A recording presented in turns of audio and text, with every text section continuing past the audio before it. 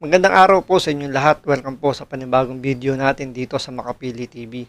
Ngayon, pag-usapan naman natin itong mainit na issue ngayon, itong nangyayaring parang kulto sa probinsya ng ay hindi ko sigurado pero yung Socorro, yung kung tawagin nila si Aguila. Kasi dito medyo talagang panatiko. Isa rin tong form ng panatiko na lahat na lang na sinasabi parang tama. Yung leader nila sinasamba na nila. Na ultimo mga anak nila halos ipamigay na nila dun sa leader ng Socorro Aguila na to. So ano ba tong pinagsasabi ko rito? So panoorin po muna natin to para mas maliwanagan tayo. Gulo mong kausap eh. Ito. Ito na, panoorin natin to At kaugnay ng pagkakakontempt sa mga leader ng grupo. Alamin natin ang latest sa Senado. Live na nakatutok si Ian Cruz. Ian? Yes, Mel, mananatili nga sa kustodiya ng Senado ang apat na leader ng SBSI, kabilang na ang kanilang leader na si Senyor Aguila matapos nga ipakontempt sa pagdinig kanina. Aguila! Matapos ang pagdinig ng Committee on Public Yun nga, pangalan pa lang, Senyor Aguila. Di ba? Doon pa lang magtanong-tanong ka na. Pambirang pangalan niya, Senyor Aguila. Order and Dangerous Drugs. Dapat gumawa ng kanta ito si Aguila eh, no? Natawa ako dito eh. Siya daw ang reincarnated na... Sabi nung iba hindi siya, dinidenay niya, at saka yung grupo niya. Pero sabi nung iba, siya daw ang reincarnated Santo Niño. Alam mo nung tiningnan ko?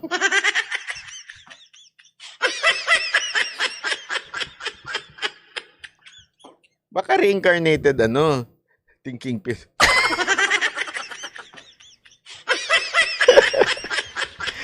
In fairness medyo pagkakahawig nga naman. Medyo nabasa ko na agad yung sasabihin ni Banat Bay. Gusto ko sanang bitawan kanina kaso baka mali lang ako ng tingin. So kinonfirm ni Banat Bay. Huwag kayong ganyan Baka mamaya bigla magsalita yan ng Ala Santo Niño. Matakot kayo dyan. Dinala na ng Senate Sergeant at Arms ang mga pinuno ng Socorro Bayanihan Services Incorporated sa isang quarters dito sa Senado nang ipakontempt ng mga senador. Kabilang sa kanilang 22 anyos nilang leader na si J. Renz Kilario o Senyor Aguila. Mananatili sila rito hanggang sa magdesisyon ng komite kung pwede na silang makalabas. Pag-uusapan pa ng komite kung kailan muli ang pagdinig tungkol sa umunay pang-aabuso umano ng ilang miyembro ng grupo. Ang ganda pala nung kulungan, Bago nito, dinala sa klinik ng Senado ang isa pang leader ng grupo na si Mamerto Galanida. Hindi pala, klinik pala yun. Na naging mayor din ng Socorro. Kaya pinagbigyan ng Senado ang hiling ng kanilang abogado na masamahan siya ng kanyang manugang habang nakadetine. Nag-ugat ang contempt kina Senyor Aguila, Galanida, Janet Ahok at Karen Sanico sa pagtangging maipinakasal silang ilang menor de edad na miyembro. Kumbinsido raw ang mga senador na nagsisinungaling ang apat. Hindi pwede magsinungaling yung mga bata. Nakita ko sabihin man yung bias ako sa mga bata pero ako yung naniniwala. At sa si Senator Risa Ontiveros, yung nag-motion na i-contempt sila, talagang buong paniwala na naglalay sila. Sakit po isipin na parang hinusgahan po ako ng lahat. Hindi ko po magagawa yan. Bata pa po ako. Hindi nga po ako nakapagtapos ng pag-aaral.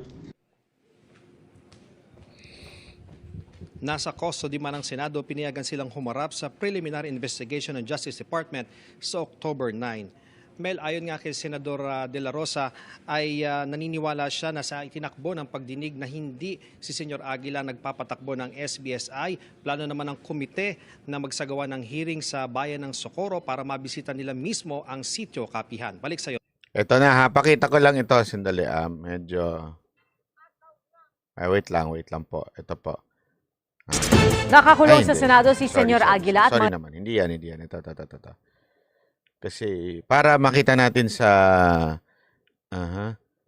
sa ibang ito frontline. Nagharap na sa Senado ang mga biktima ng Wait umano'y lang. kulto sa Socorro at ang leader nitong si Senyor Aguila.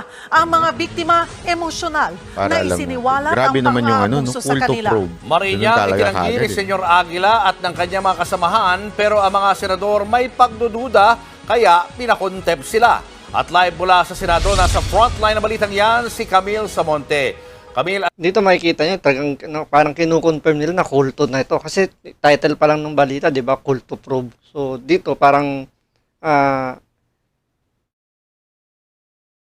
sigurado sila na isang ang kulto itong samahan na to. anong mga revelasyon dyan? Cheryl Julius, matitindi ang mga revelasyon dito sa Senado kaugnay nga ng umano'y pang-aabuso ng Socorro Bayanihan Services Incorporated. Katunayan, inabot ng 8 oras ang pagdinig ng Senado ukol dito. Kabilang sa mga tinalakay ang umano'y child marriages at sariling gobyerno raw na binuo ng grupo sa Surigao del Norte. Ilang beses nang itinanggi ng Socorro Bayanihan Services Incorporated o SBSI na kulto sila. Sinabi ni Senyor Aguila. Giniit pa rin ni Senadora Risa Hontiveros na pangkulto ang mga ginagawa ng grupo.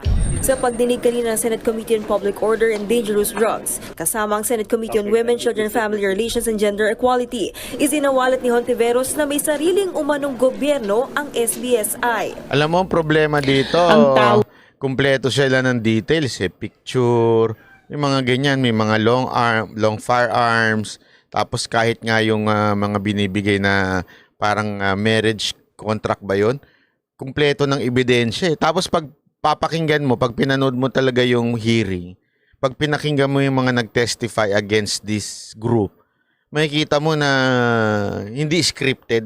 Alam mo yun, yung ramdam mo yung hindi pagka-scripted di ba? Makikita mo naman pagka-scripted ang isang testimony. Wag sa gobyerno nila, Nueva Jerusalem Esperanza Ministry Government. Pambihira. Contradictory, di ba, yung sinasabi? Nagpakita pa ng resibo ang senadora na nagpapatunay na mayroong sariling Ministry of Budget and Finance ang SBSI. Naglalabas din daw sila ng sariling birth, death at marriage certificates. May sarili silang ganun no? So, pinakita kanina yan. Nasa pagdinig din ang itinuturong leader ng umano'y kulto na si J. Renz Kilario o Senyor Aguila. Pero buti nga yun, pero naglalabas na siya ng mga ebidensya. Siguro natututo na rin Kasi sa mga previous mga ganyang hearing, puro hearsay lang yung sinasabi niya Wala siyang maipakita mga ebidensya But kung meron man, hindi talaga naka-point out na dun sa taong iniimbestigahan. Pero ngayon, parang well-prepared siya, marami siyang naipakita rito mga ebidensya. At bilang pinuno, siya raw ang Panginoon o Savior ng SBSI ayon sa mga biktima. Kakaiba din talaga ang karisma ni J. Renz Kilario o ang tinatawag na Senyor Aguila.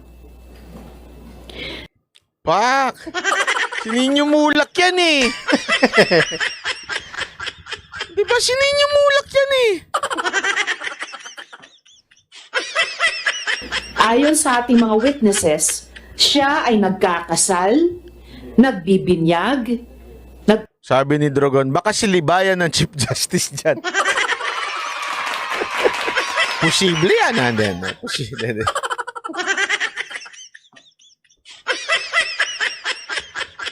paparusa, nagbibigay ng atas sa araw-araw. Siya ang reincarnation ni Santo Niño. Sana pinakinggan niyo yung boses niya kanina. Ako po si Santo Niño. Kasi may mga ganun, di ba? Hindi ko sinasabing ganyan siya, Kaya lang, di ba yung mga napuposes? Napuposes ako. Ako po si Santo Niño. Gumaganon-ganon, tapos tumitirik yung mata.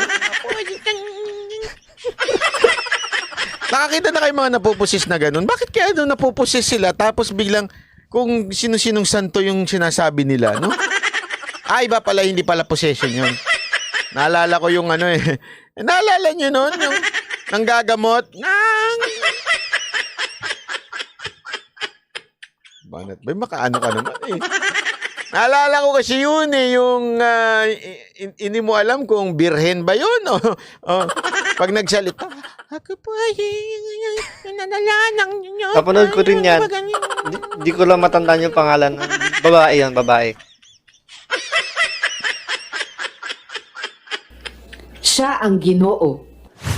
Kanina, nagkaharap na ang mga biktima at si Senyor Aguila. Unang nagbigay ng kanyang testimonya si Jane, hindi niya tunay na pangalan. Pagsisiwalat niya, mayroong sekretaris na naglilista ng mga single na babaeng 12 years old pataas at mga lalaking 18 years old pataas. Animoy kupido si Senyor Aguila na pinagmamatch sila sa kaipapakasal. Si Jane nga raw na 14 years old, ikinasal sa 18 years old na lalaki. Pagkatapos ikasal, required daw na agad silang makipagtalik dahil kung hindi, may kaakibat itong parusa. Sinabi ni Senyor Aguila, authorized ang asawa mo i-rape ka? Kailangan ay among tulo ka adlaw di may makuha nganlan mig adjust. Kailangan daw makuha sila in 3 days, otherwise they will be called na nag-adjust. Kakausapin sila, Your Honor. Sasabihin na maimpyerno sila pag hindi sila pumayag. Lahat yan base sa... Adyos ang tawag ng grupo sa kasalanan o hindi pagsunod sa utos si Senyor Aguila. Kahit daw mga magulang na mga minor de edad, napapasunod. Pumayag yung parents mo na ikasal ka. Okay, musugot na ka na mag-among mga parents tungod kay mamay among balaod ni Senior Aguila kay aron makasa kami sa langit.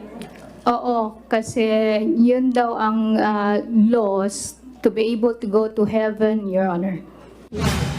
Kasama ni Jane ang kanyang tatay, pero ang kanyang nanay naiwan daw sa sitio Kapihan at sa pilitang ding ipinakasal sa iba. Ang paniniwala raw kasi, kasalanan ang pagiging single. Hindi daw pwede na walang pares dahil hindi sila Sandali. Diyan tayo magkakaanuhan magkakaaway dyan. Anong kasalanan? Ano to? Adyos ang pagiging single? Hindi pwede yan. Ayoko ito, kakalabanin kita dyan dahil sa ganyan mong patakaran, ha? Hindi pwede sa akin yan.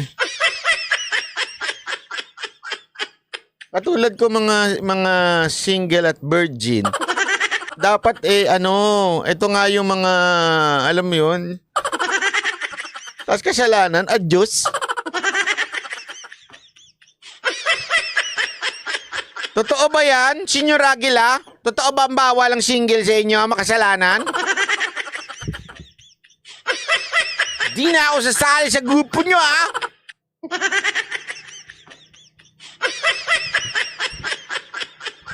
Bad yun, ha? Bad yun. Kung totoo yan, bad yan. makakapasok sa arka ni Noah. Hindi makakapasok sa arka ni Noah. Wala na ho. Na-destroy na ho yun. Wala na! Sira na yun, eh. Pag walang kapares, hindi maililigtas. So dapat, parang yung mga hayop sa arko ni Noah, dapat pares-pares. Oy, I know what you did there, Antiveros. Yun naman.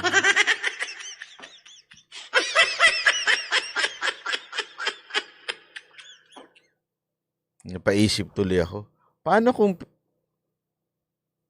ako nung panahon ni Noah, wala akong kapares, di ako makapasok sa arko. Banat ba? Hindi ka naman hayop! Ugaling hayop ka lang! Doon na lang ako maghanap ng partner ba? Okay. Alam mo na, yun lang, yung medyo may pagka-OA lang si Ontiveros, kaya medyo naaano ako eh. Ibinulgar din ni Jane na kahit nakasal na siya, niyaya pa rin daw siya ni Senyor Aguila na makipagtalik. Pero nagmatigas siya. Meron para ruleta ng mga parusa at minsan na naging hinampas ng kahoy sa puwetan si Jane. Parusa rin ang pagpapaligo sa tinatawag na Aroma Beach na puno raw ng ihi at dumi ng tao. Grabe naman yun. Puno daw ng ihi ng anak ko. Wala na, demonetize na talaga itong channel ko. Itong video lang. Ang sinapit ni Jane kapareho rin daw sa nangyari sa kapatid ng isa pang testigo na si Lovely. Naging emosyonal pa siya sa Senado. Yung kapatid ko po is minor po. 12 years old po siya. Running 13 po yung ikinasal siya ni Senior Aguila. Ako mismo witness.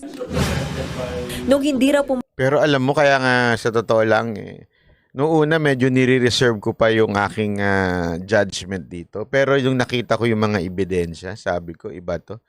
Iba itong grupo na ito, itong Socorro Bayanihan na ito. Kailangan nyo nga, kasi ngayon, di ba, remember sa ating, although this is not part of our judiciary, yung style dito, June Hensley, salamat po.